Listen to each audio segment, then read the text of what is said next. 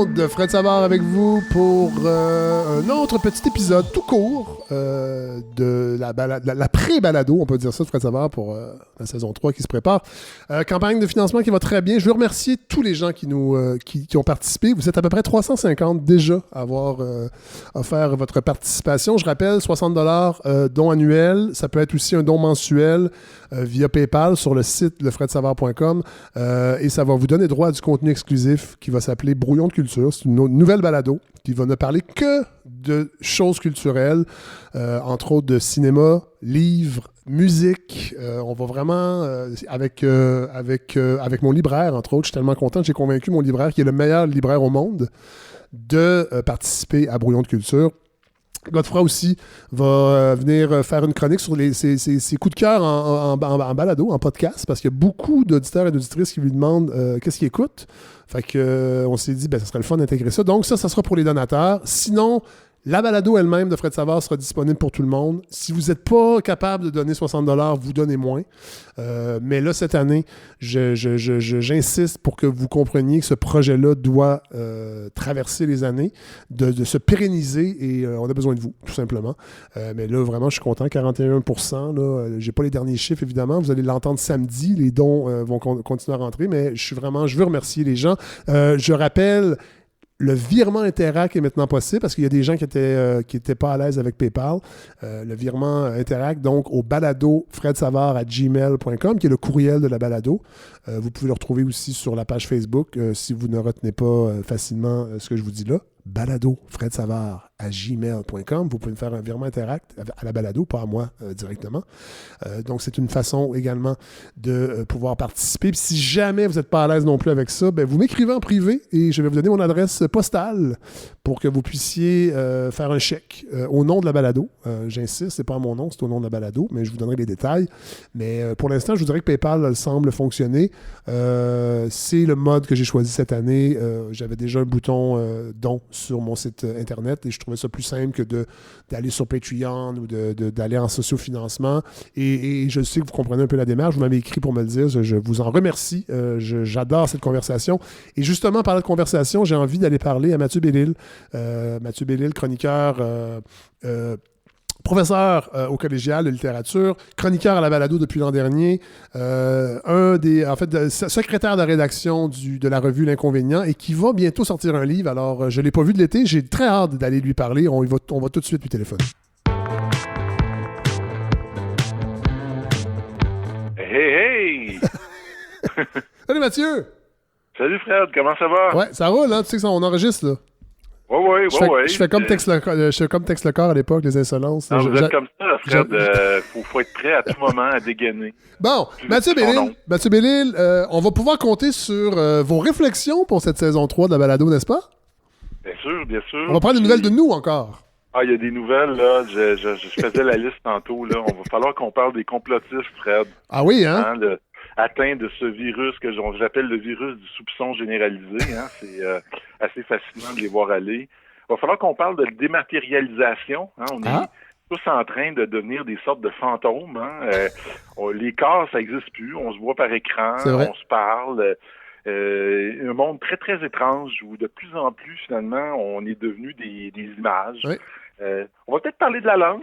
On va peut-être parler de la pandémie aussi. Il y a quelque chose qui... La langue, on va en parler, c'est certain. La CAQ nous prépare une offensive, en fait, en plus, là, Simon Jolin Barrette. Je me demande, par contre, j'ai l'impression qu'ils retardent un petit peu. Là. J'ai comme une vague impression qu'ils se disent qu'en temps de pandémie, ils vont peut-être pas... peut-être pas de priorité? J'ai l'impression qu'ils ont des réserves à lancer ça maintenant et qu'ils vont se faire attaquer par les entreprises qui vont dire « Ah, ben là, on a déjà de la misère à survivre. Vous voulez en plus nous ajouter des... » Enfin, on verra bien. Et là, Mathieu Bellil, ce qui est fantastique, c'est que vous allez être de retour comme chroniqueur, mais en plus, on va vous inviter comme auteur parce que vous préparez un livre, là. En fait, il est fini. Oui. Il est en impression. Là, il est même imprimé, Fred. Vous savez que j'attends une copie pour en parler à cette année-là en passant. Elle s'en vient, Fred. Je vous en ai signé une. Dédicacée, puis elle s'en vient, là, elle va être postée, vous allez la recevoir au début de la semaine prochaine. J'ai tenu le livre, l'objet dans mes mains ce matin, pour la première fois. Ah ouais, mon Dieu, parce que moi, les fichiers PDF, je veux rien savoir de ça. Non, Ben, je comprends en lecture. Vous pouvez m'en envoyer pour des soumissions, pour si vous nous invitez dans votre région, évidemment, un fichier PDF avec un appel d'offres, ça, je vais le prendre. Mais, oui, faites de votre temps quand même. Mais lire un livre, lire un essai, lire un roman en PDF, incapable. Non, ça, je vous comprends. Mais là, votre livre va parler de quoi, Mathieu, là? Ça s'appelle L'Empire invisible, essai sur la métamorphose de l'Amérique. Bon, attendez, l'Amérique américaine, états-unienne ou l'Amérique nous incluant? L'Amérique états-unienne. Puis d'ailleurs, je réfléchissais à ça, puis spontanément, j'ai appelé les États-Unis l'Amérique. Oui. Parce qu'au fond, quand on parle des Américains, personne n'a de doute, hein, on parle des États-Unis. Oui. Je sais que dans les milieux autorisés, ça va peut-être créer des petites frictions. Ouais. On va dire, ben, nous aussi, on est des Américains. Oui, oui, mais non. Mais en fait, on est des Nord-Américains. Oui, on est exactement. C'est la nuance. On est Nord-Américains. On est d'Amérique, mais on n'est pas les Américains. Puis je vous dirais qu'avec Donald Trump, on a encore moins envie d'être amalgamés. Oui, en fait, si on est Américain avec Donald Trump, c'est contre Donald Trump. On est des Américains contre lui. Oui, voilà. C'est comme ça qu'on se définirait.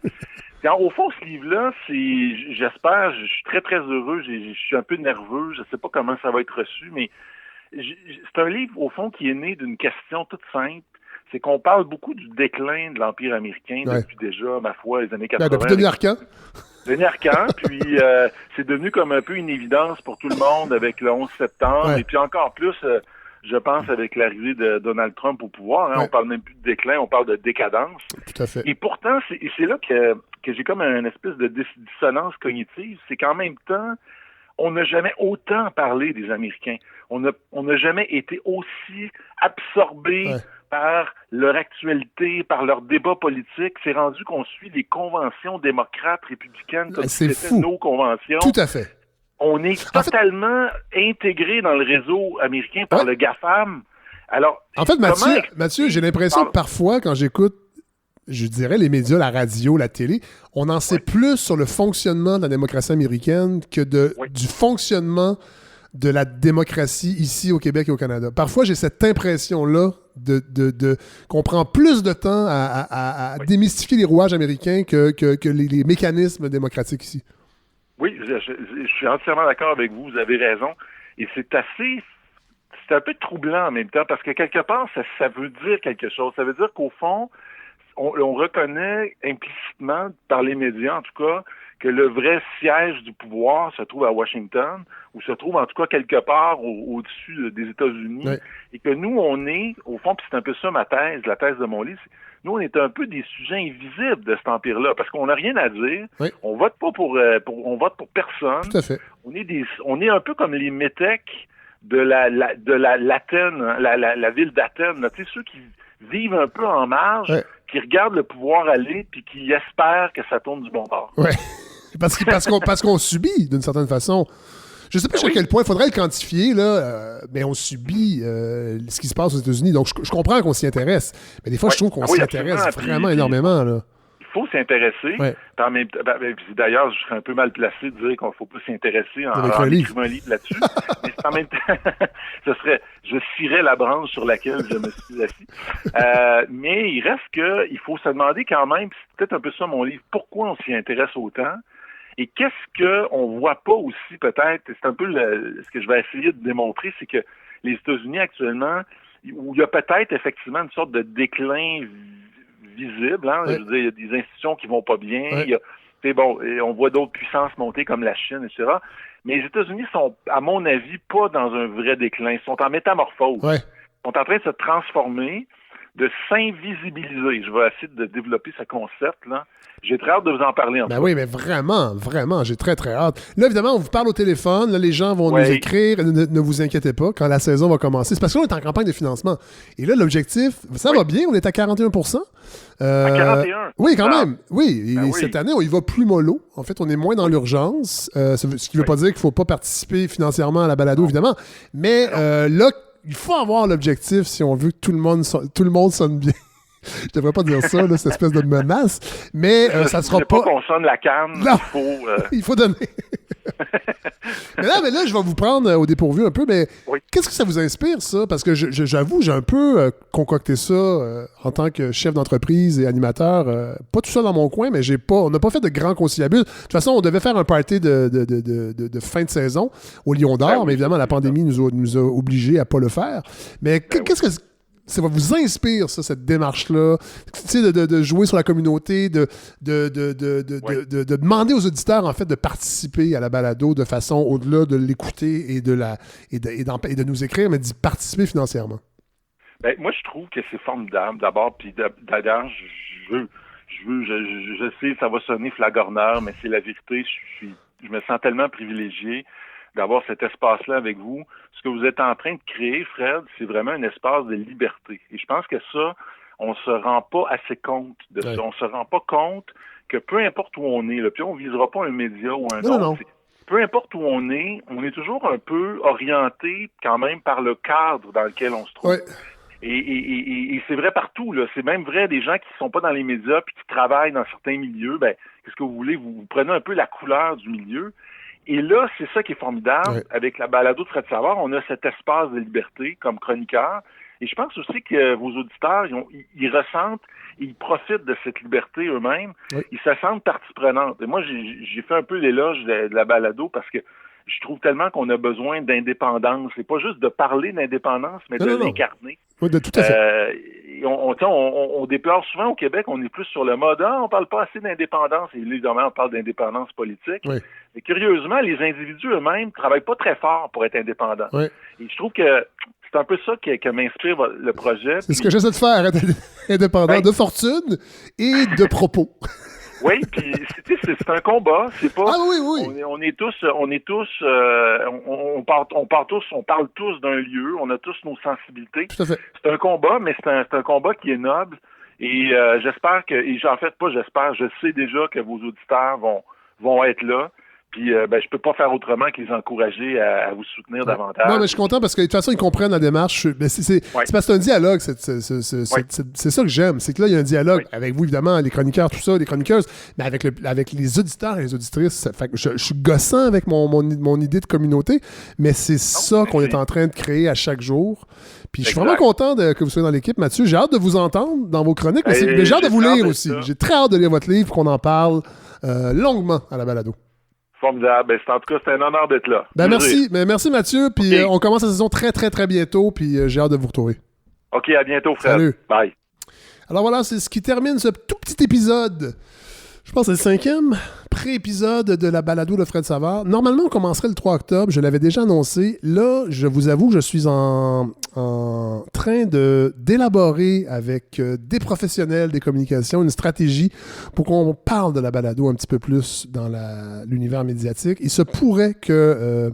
là, je vous le dis en toute transparence que la saison commence une semaine plus tard, le 10 octobre. Alors, de toute façon, je vais vous le dire, je vais refaire des épisodes comme celui-ci aujourd'hui. Je vous le dis vraiment en toute transparence. Là, je n'ai pas pris la décision encore. J'ai encore des gens à qui parler. Mais c'est un projet qui est encore artisanal en quelque sorte. Je me suis pris un peu tard, je dois l'avouer, pour faire appel à une professionnelle des relations publiques. Et là, on me dit, hey boy, c'est court pour monter une campagne de promotion parce que je l'ai déjà dit ici, je ne veux pas investir dans les GAFA, entre autres. Ça serait facile d'acheter de la pub sur Facebook. Ça ne me tente pas. Fait que je dois penser à une autre façon que ce projet-là soit un peu plus présent dans les médias, que les gens qui ne le connaissent pas encore le découvrent, deviennent des auditeurs et élargissent la communauté de ce fantastique projet. Donc voilà. Mais il y aura une saison 3, ne vous inquiétez pas. Elle va peut-être commencer le 3 octobre, elle va peut-être commencer le 10 octobre. On verra bien.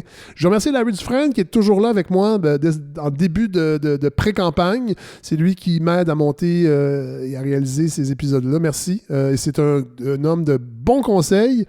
Et on est en train de travailler sur le site web également. Je veux remercier Jacques Duchesne qui est avec moi aussi, qui m'aide beaucoup. J'ai beaucoup d'aide, je dois l'avouer. Je vous remercie tous ceux qui m'écrivaient, des fois qui m'orientaient sur des sujets. Vraiment, cette communauté se crée. Vous êtes là, puis ça me touche vraiment beaucoup. Donc voilà, c'est ce que je voulais vous dire. Cette semaine, on se parle la semaine prochaine. Portez-vous bien, portez le masque. Portez le masque, mais... restez critiques, malgré tout. Puis faites pas trop de party. Restez chez vous. Puis réécoutez les épisodes de la balado. C'est le meilleur remède contre la COVID. Salut, on se reparle la prochaine.